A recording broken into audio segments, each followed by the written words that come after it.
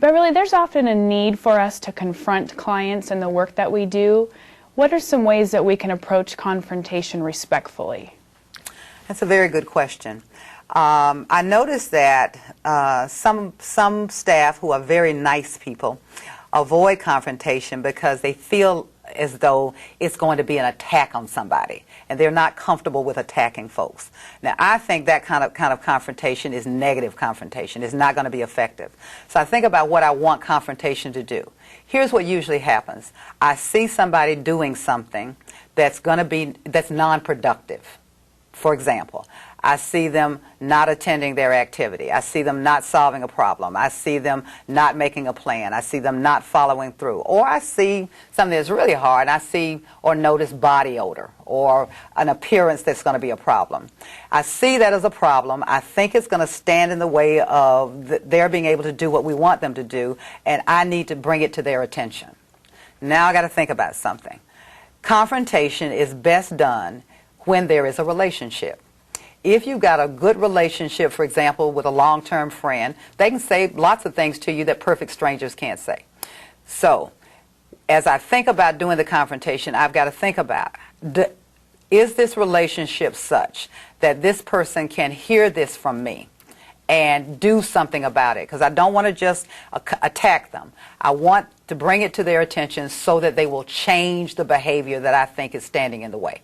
So that means I got to think about the relationship that I've got with the person, and will it allow me to confront them about this particular issue?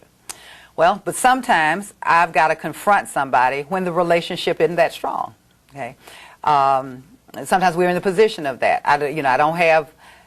I see something that's standing in the way of this person being able to move forward.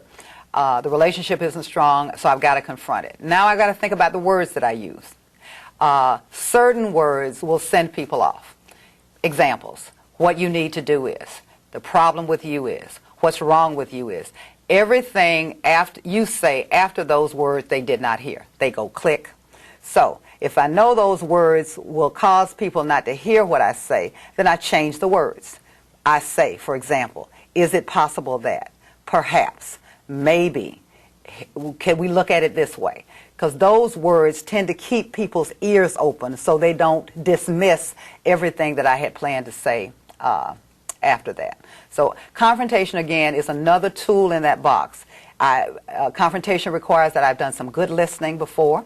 Confrontation requires that I've asked some good questions. It's not a skill I can use right off the bat. It's a much tougher skill to do, so I have to think very carefully about when I use it, how I use it, so that it does not become an attack on people, so that it's done in a respectful way, but it brings something to their attention that I think is a problem, and then thinking about how do I introduce that to them in a way that would want to make them do something about it, change it, because that's what I'm really after, is getting them to change their behavior, not just tell them what's wrong.